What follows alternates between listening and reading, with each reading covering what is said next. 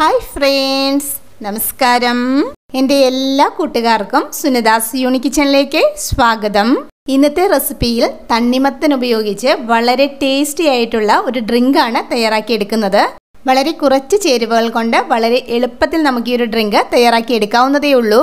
ചൂട് കാലാവസ്ഥയിലൊക്കെ കുടിക്കാൻ പറ്റിയ നല്ലൊരു ഡ്രിങ്ക് ആണ്.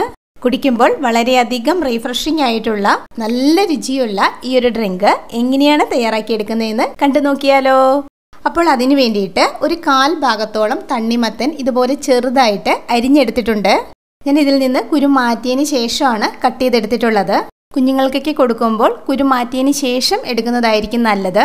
നമുക്ക് എത്രത്തോളം ജ്യൂസ് ആവശ്യമുണ്ടോ ആ ഒരളവിൽ തണ്ണിമത്തൻ ഇതുപോലെ ചെറുതായിട്ട് കട്ട് ചെയ്ത് എടുത്താൽ മതി. നമ്മുടെ മധുരത്തിന് ആവശ്യത്തിന് വേണ്ട പഞ്ചസാര ചേർത്ത് കൊടുക്കാം.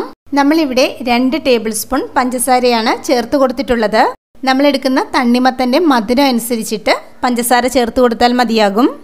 ഒപ്പം തന്നെ നമ്മുടെ ജ്യൂസിൻ്റെ നല്ലൊരു ഫ്ലേവറിന് വേണ്ടിയിട്ട് ഏലക്ക പൊടിച്ചത് ചേർത്ത് കൊടുക്കുന്നുണ്ട്.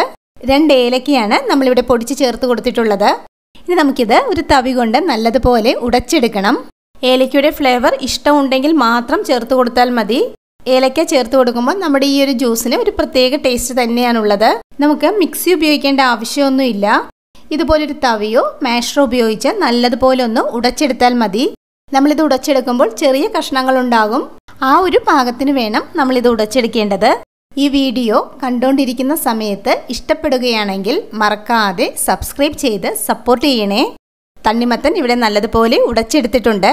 ഇതുപോലെ ചെറിയ കഷ്ണങ്ങളായിട്ടാണ് ഉടച്ചെടുത്തിട്ടുള്ളത്. ആവശ്യത്തിന് ജ്യൂസും വന്നിട്ടുണ്ട്. ഈ ഒരു പാകമാണ് നമുക്ക് വേണ്ടത്.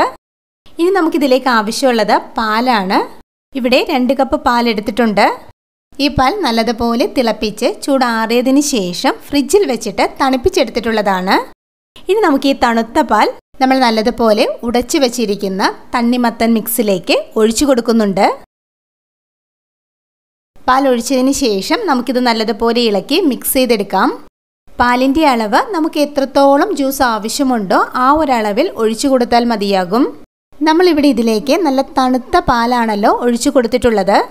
ഇവിടെ ജ്യൂസിന് ഈ ഒരു തണുപ്പ് മതിയാകും.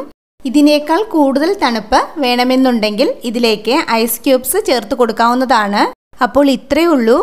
കാണാൻ നല്ല ഭംഗിയുള്ള അതുപോലെ തന്നെ കുടിക്കാൻ നല്ല ടേസ്റ്റി ആയിട്ടുള്ള ഈ ഒരു തണ്ണിമത്തൻ ജ്യൂസ് തയ്യാറാക്കി എടുക്കുവാൻ നമുക്ക് തണ്ണിമത്തനും പാലും പഞ്ചസാരയും മാത്രം മതി. കുടിക്കുമ്പോൾ വളരെയധികം റീഫ്രഷിംഗ് ആയിട്ടുള്ള ഈ ഒരു ഡ്രിങ്ക് എല്ലാവരും ഇതുപോലെ തയ്യാറാക്കി നോക്കണം. ഉറപ്പായിട്ടും എല്ലാവർക്കും ഇഷ്ടമാകും. ഇതുപോലെ നല്ലൊരു റെസിപ്പിയുമായിട്ട് നമുക്ക് വീണ്ടും കാണാം. താങ്ക്